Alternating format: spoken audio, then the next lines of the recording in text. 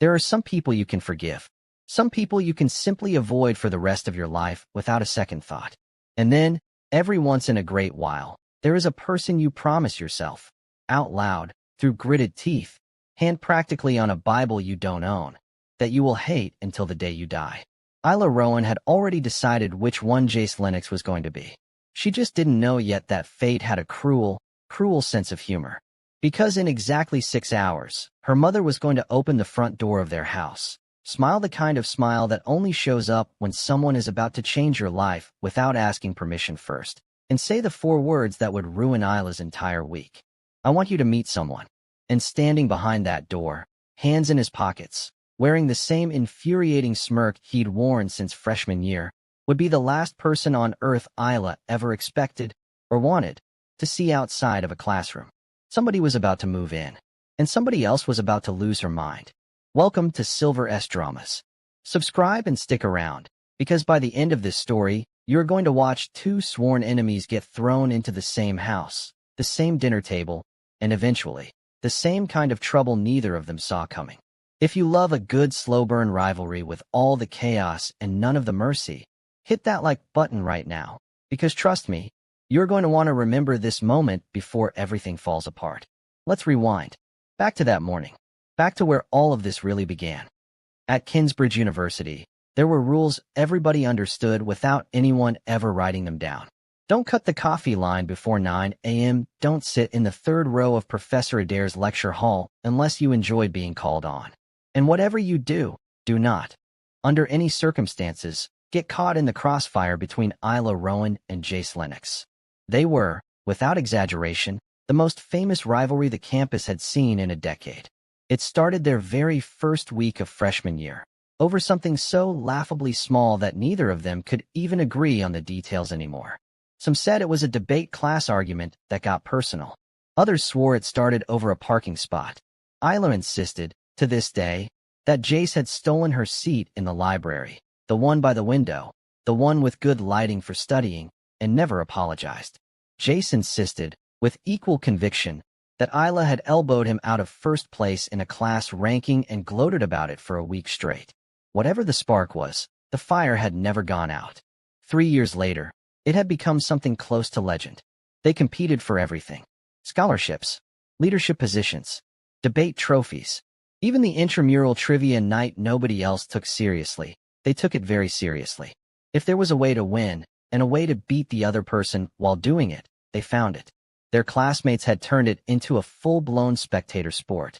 When Isla walked into the lecture hall, heads turned to check if Jace was already there. When Jace raised his hand to answer a question, half the room would glance sideways at Isla just to watch her jaw tighten. "Do you two actually hate each other?" people would ask, half joking, half genuinely concerned for their emotional well-being. "Yes," Isla would say, without even looking up from her notes.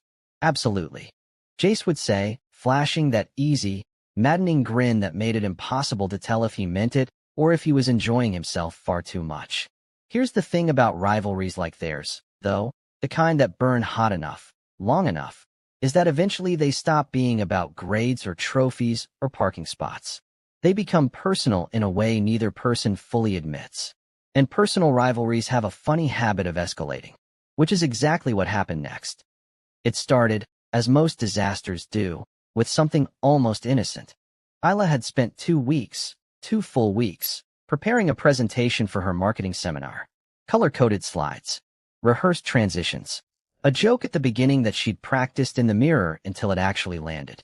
She was ready. She did not know that Jace, 5 minutes before she was scheduled to present, had quietly swapped her clicker's batteries for ones that were already dead. Her first slide loaded fine. Her second slide loaded fine. Her third slide simply didn't. She stood in front of 30 classmates, clicking a dead remote like she was trying to restart a car in the rain, while Jace sat in the back row with his arms crossed, looking entirely too pleased with himself for someone who supposedly had nothing to do with it. Isla did not get mad. Isla got even.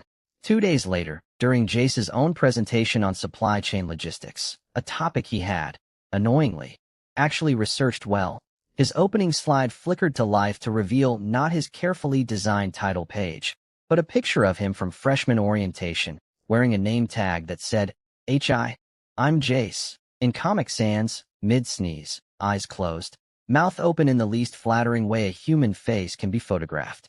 The room did not just laugh. The room lost it. Jace turned a color that didn't have a name yet. He looked toward the back of the room, where Isla sat very calmly, very innocently, sipping from a water bottle like she had absolutely nothing to do with any of it. She mouthed one word at him. Oops. That was the moment the prank work truly began, and once it started, there was no version of either of them that knew how to stop. He stole her favorite study spot in the library, the one with the good lighting, the one this whole feud had allegedly started over in the first place, and camped there for a week just to watch her seethe from across the room. She filled his locker with sticky notes, hundreds of them, each one covered in wildly exaggerated compliments about his ego, so that when he opened the door an avalanche of paper spilled out in front of an audience of at least a dozen very entertained sophomores. He swapped the materials for a group competition the night before it was due, sending her scrambling at midnight to redo half her work. She figured it out within an hour, and somehow, impossibly, turned it back around on him by morning. Neither of them could stand losing. That was really the whole engine behind it. Not hatred, not really, though neither would have admitted that at the time. It was the unbearable idea of the other person getting the last laugh. The humiliation, when it finally came, arrived exactly where Jace wanted it to, in front of everyone. Kingsbridge's annual Founders Showcase was the biggest event of the semester.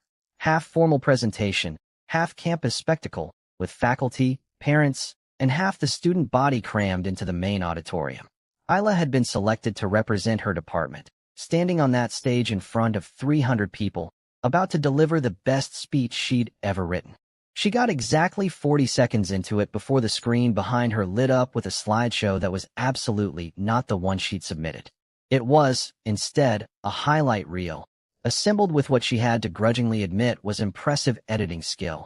Of every awkward, unflattering moment Jace had apparently been quietly collecting on his phone for the past 3 years. A trip on the quad, a humiliating answer in class, a truly unfortunate photo from a Halloween party freshman year. The auditorium roared with laughter. Isla stood frozen under the stage lights, face burning, microphone still in her trembling hand. Somewhere in the crowd, Jace was laughing along with everyone else, arms crossed, looking like a man who had just won a war. He thought he had. Isla didn't cry. She didn't yell. She did something far more unsettling. She simply walked off that stage in complete silence, chin high, and didn't look at him again until she reached the exit doors. Then, and only then, did she turn around, find his eyes across that crowded room, and speak just loud enough for him to hear over the dying laughter. You have no idea what you've just started. Then she was gone, out into the cold night air, rain starting to fall in that thin, stinging way that feels almost personal. By the time she got home she was soaked through, her carefully done hair plastered to her face, mascara smudged just enough to look like she'd been crying, even though she absolutely, 100% had not. She stood in her room, dripping onto the carpet, and made herself a promise. Jace Lennox was going to regret this. She had no idea, none at all, that in exactly a few hours, regret was going to look a whole lot different than she imagined. Downstairs, her mother, Marissa, was practically glowing. Isla came down the next morning to find her mother humming while she made coffee, which was never a good sign. Marissa Rowan hummed exactly twice a year, her birthday, and whenever she was about to drop news that was going to upend Isla's entire life. I need to tell you something, Marissa said. Setting down 2 mugs like this was a business meeting. I've met someone. Someone who actually makes me happy, Isla. Genuinely happy. Isla, despite the exhaustion of the night before, felt something warm bloom in her chest. Her mother deserved that. After everything, she deserved someone who looked at her like she mattered. Mom, that's great, Isla said, and meant it. There's more, Marissa continued, a little too quickly. He's been offered a big promotion, a transfer here to the city, and his house isn't ready yet. Renovations. So he and his son are going to stay with us. Just for a little while. Isla blinked. His son. He's about your age, actually. Goes to Kingsbridge too, I think. Marissa waved a hand like this detail was barely worth mentioning. It'll be fine. It's temporary. Isla told herself the exact same thing. It's temporary. It's fine. She could survive a roommate for a few weeks if it meant her mother finally got to be happy. She had absolutely no idea what was waiting for her. That evening, the doorbell rang. Marissa practically skipped to answer it, and Isla trailed behind her, still in yesterday's oversized sweater, hair thrown up in a messy knot, completely unprepared for what was on the other side of that door. The door swung open. A tall man with a warm smile stepped in first, arms already opening for Marissa. And behind him, Isla's stomach dropped straight through the floor. Jace Lennox stood in her doorway, duffel bag slung over one shoulder, looking exactly as stunned as she felt. His easy, arrogant smirk, the one she had watched ruin her night less than 12 hours earlier, vanished completely. For possibly the first time in 3 years, Jace Lennox had absolutely nothing to say. Marissa, oblivious to the seismic shift happening in her own hallway, beamed between them. "You two already know each other?" There was a pause. A long, horrified, perfectly synchronized pause. "Unfortunately," they said at exactly the same time, in exactly the same flat, disbelieving tone. "If you think that's bad, just wait, because this is only the beginning." Comment below with one word that describes how you think this dinner is about to go. Hit the subscribe button and smash that like button, because the chaos is only getting started from here. Dinner that night was, by any reasonable definition, a disaster wearing the costume of a pleasant evening. Marissa and her boyfriend, David, sat at either end of the table, clearly delighted with how well things were going, completely unaware that their children were engaged in a silent, high-stakes standoff conducted entirely through pointed glares and overly polite passive aggression. "So you two go to the same school?" David asked cheerfully, passing the mashed potatoes. "We have a few classes together," Jace said, in a voice so smooth and pleasant it made Isla's eye twitch. "We're actually quite close," Isla added, smiling sweetly while under the table her foot found his shin with the precision of a sniper. Jace didn't even flinch. Years of practice. By the time dinner ended, both parents had retreated to the living room, thrilled at how naturally their children had bonded. The second the door closed behind them, the smiles dropped off both Isla's and Jace's faces like masks hitting the floor. "You have got to be joking," Isla hissed the moment they were alone in the hallway. "Believe me, Rowan, I'm no happier about this than you are," Jace shot back, dragging a hand through his hair. "This is temporary," Isla said, more to herself than to him. "A few weeks. We survive a few weeks, and then you go back to being someone I only have to see in lecture halls." Jace studied her for a moment, something calculating behind his eyes. "Fine. Then here's how it works." In front of them, he nodded toward the living room. "We're civil. Friendly, even. We don't ruin this for them." Isla crossed her arms. "And the rest of the time?" A slow, familiar smirk crept back onto his face. "The rest of the time, Rowan, the war is very much still on." She should have said no. She should have suggested a truce, a real one, something mature and sensible. Instead, something reckless and competitive lit up in her chest, the same feeling that had gotten her into this mess in the first place. She held out her hand. "Deal." He shook it. Neither of them let go quite as fast as they should have. The next few weeks unfolded like a strange, uneasy truce dressed up in normal life. Around Marissa and David, they were the picture of two young adults getting along just fine, passing dishes at dinner, exchanging polite small talk, even managing the occasional forced laugh at each other's jokes that fooled both parents completely. The second a door closed, though, all bets were off. Isla found her shampoo mysteriously replaced with a bottle that turned her hair a faint, suspicious shade of green for one deeply upsetting Tuesday. Jace found all his socks individually paired with the most mismatched, ridiculous partner Isla could find in the laundry basket. Florals with stripes. One loud Argyle sock married forever to a plain white gym sock. But something strange started happening in between the pranks. Small things. Quiet things neither of them mentioned out loud. Isla walked past his room late one night and heard him arguing on the phone, voice tight, frustrated, talking about pressure from his father to follow a career path that clearly wasn't his own. She didn't say anything. She just quietly closed her own door instead of using the moment against him, the way old Isla absolutely would have. Jace, a few nights later, found Isla sitting alone on the back porch steps at 1 a.m., knees pulled to her chest, staring at nothing.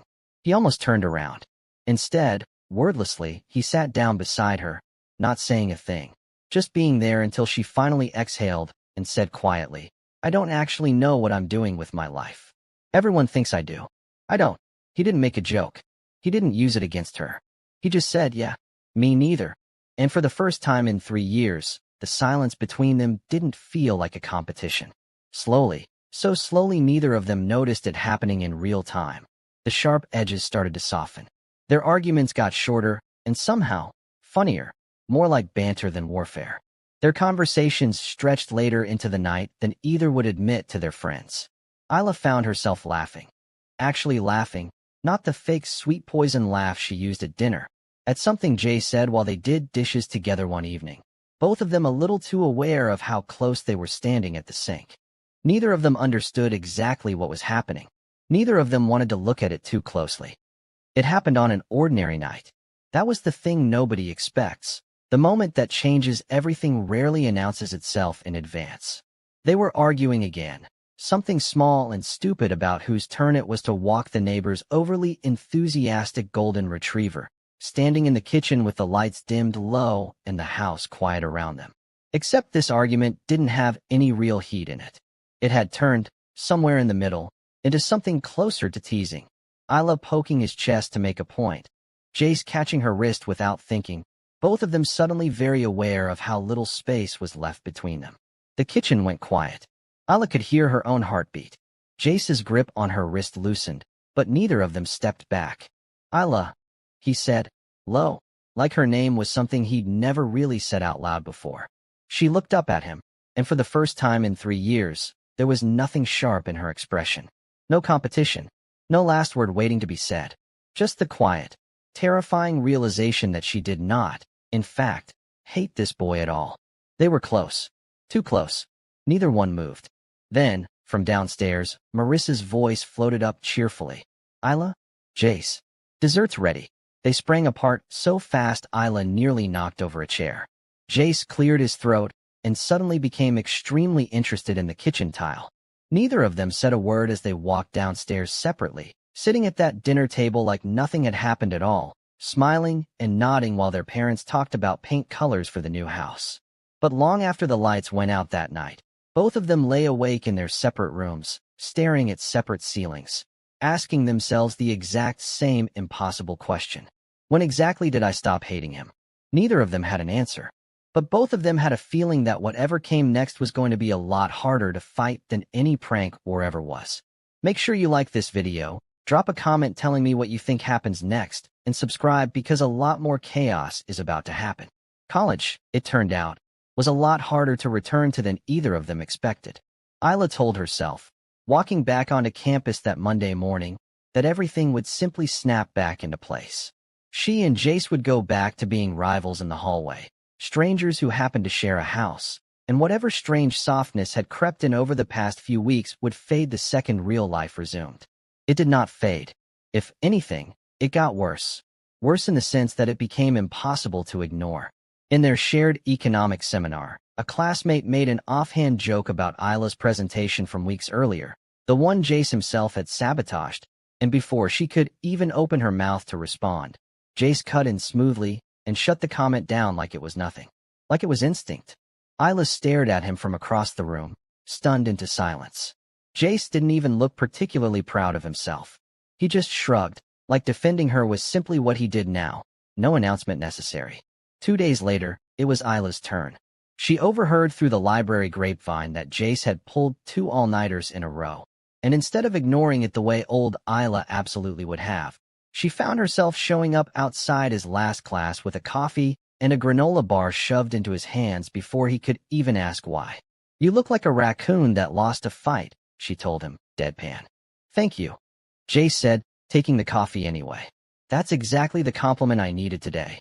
Their friends noticed first, the way their old insults had lost their teeth, the way they'd started sitting closer at lunch without seeming to notice they were doing it, the way an argument between them now ended in laughter far more often than it ended in someone storming off. You two are being weird, one of Isla's friends finally said, narrowing her eyes over a cafeteria tray. Weird good, or weird bad? Isla didn't have an answer for that. Not one she was ready to say out loud, anyway. Jealousy has a funny way of exposing feelings people aren't ready to admit to yet, and it didn't take long before it made its entrance. His name was Theo, a transfer student in Isla's economics seminar, charming in that easy, no-effort way some people just seem to be born with. He started sitting beside her, offering to share notes, asking, with just enough confidence to be endearing, if she wanted to grab coffee sometime that wasn't strictly about the group project they'd been assigned together. Isla said yes, mostly because there was no reason to say no. She did not expect Jace's reaction.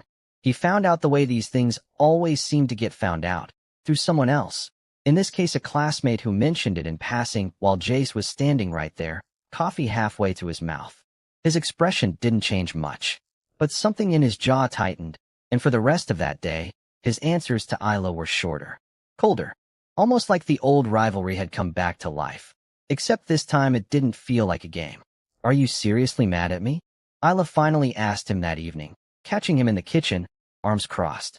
"I'm not mad," Jace said, not looking at her, very obviously mad. "You're doing the thing," Isla pressed. "The jaw thing. You do it when you're mad." "I don't have a jaw thing." "You absolutely have a jaw thing." He finally looked at her, and for a second the mask slipped just enough to let something raw show through. Something that looked a lot less like anger and a lot more like fear. "Why does it matter if I have a jaw thing?" he snapped, quieter than he meant to. "Because you're being weird about Theo, and I want to know why." Isla shot back. "I don't care about Theo." "Then why does it bother you so much?" The kitchen went silent. Jace opened his mouth like he had an answer ready, some easy deflection, some joke to smooth it all over the way he always did. Nothing came out. He just stood there, jaw tight, eyes locked on hers, looking like a man who had just realized he didn't actually have a good excuse anymore. Isla didn't get her answer that night. But she didn't need one, not really. She already knew. And 2 weeks later, it was her turn to feel that same twist in her stomach when a girl named Priya started showing up around Jace with just a little too much enthusiasm, laughing just a little too hard at jokes that weren't that funny, finding excuses to touch his arm during study group. Isla told herself she didn't care. She cared enormously.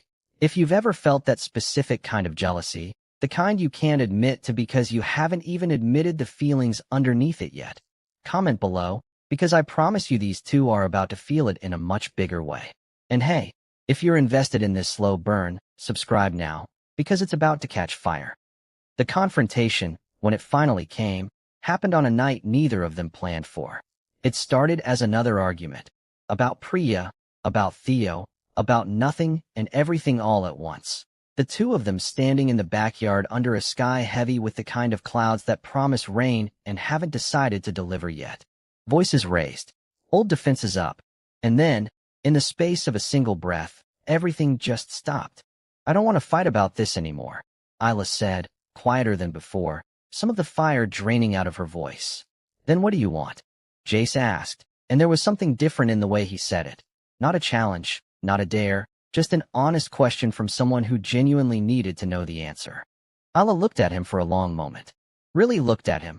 Not the boy who'd humiliated her on a stage in front of 300 people, not the rival who'd made her life miserable for 3 straight years, but the person who'd sat beside her on porch steps at 1 a.m. and told her the truth instead of a joke. The person whose jaw tightened at the mention of another boy's name, because some part of him couldn't stand the thought of losing something he hadn't even admitted he wanted yet. "I don't hate you," she said finally, the words coming out smaller than she intended. "I don't think I have in a long time." Something shifted in Jace's face, surprise, and underneath it, something like relief so big it looked like it physically hurt to feel. "Yeah," he said quietly. "Me neither." They both knew, standing there, exactly how complicated this was. Their parents were building a life together. Everyone around them, friends, classmates, even the mailman at this point, assumed the two of them were basically siblings by proxy, tangled up in the same family whether they liked it or not. Falling for each other wasn't just messy. It was the kind of thing that could blow their parents' happiness apart if it went wrong. "We shouldn't," Isla said, even as she took a step closer instead of away.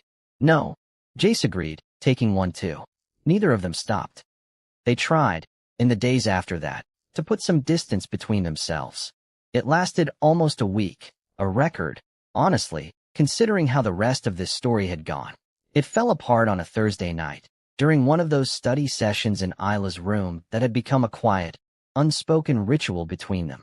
Books open, laptops out, the excuse of just studying, wearing thinner by the minute while neither of them actually looked at their notes. Jace was the one who finally broke first, setting down his pen with a kind of finality that made Isla look up. "I can't keep pretending this is nothing," he said. "Jace, I know why we shouldn't," he cut in gently. "I know exactly why this is a terrible idea. I've spent a week telling myself all the reasons. It hasn't worked." Isla's laptop screen dimmed, forgotten, as she looked at him across the small space between them. "It hasn't worked for me either," she admitted. He reached out slowly, giving her every chance to pull away, and tucked a strand of hair behind her ear the way he'd clearly wanted to do for longer than either of them wanted to admit. "So what do we do?" Isla didn't answer with words. She closed the distance instead, and this time, when their argument turned into something else entirely, neither of them stopped it. The kiss was nothing like their fights had ever been. No winning, no losing, no last word to claim. Just 3 years of tension finally exhaling all at once. When they finally pulled back, foreheads still close, both of them a little breathless, reality crept back in fast and cold. "This can't get out," Isla whispered. "Not yet. Not until we figure out what this even is." "Agreed," Jace said, resting his forehead against hers. "Our secret. Just for now." They had no idea someone had already seen everything. Her name was Nia Sterling, and she had liked Jace Lennox since the very first week of freshman year. Quietly, patiently, the kind of feeling she'd folded up small and tucked away for 3 long years, waiting for the right moment that never quite seemed to come. That night, she'd finally decided the moment had arrived. She'd rehearsed what she wanted to say a dozen times walking across campus toward the Rowan house, her heart hammering with something that felt equal parts terrifying and hopeful. She'd seen the porch light on. She'd seen 2 shapes silhouetted against the glow of it. She had not expected to see Isla Rowan's hand curled into Jace's shirt, or the unmistakable, unhurried way he was kissing her like he'd been waiting 3 years to do it. Nia froze at the edge of the yard, phone half raised out of pure reflex, years of quiet hope curdling into something sharper in an instant. Her thumb moved before she fully decided to let it. The camera clicked, soft and final in the quiet night. Isla and Jace broke apart at the sound, both of them turning toward the noise at the same time, and every ounce of color drained out of Isla's face when she saw who was standing there. Nia didn't run. She didn't hide. She stood at the edge of the yard, phone still raised, and looked at the photo glowing on her screen, then back up at the two of them, something unreadable moving behind her eyes. A slow, humorless smile spread across her face. "I always wondered why you hated her so much," she said, voice steady in a way that was somehow more unsettling than if she'd screamed. She looked directly at Jace. "Now I know. And there it is.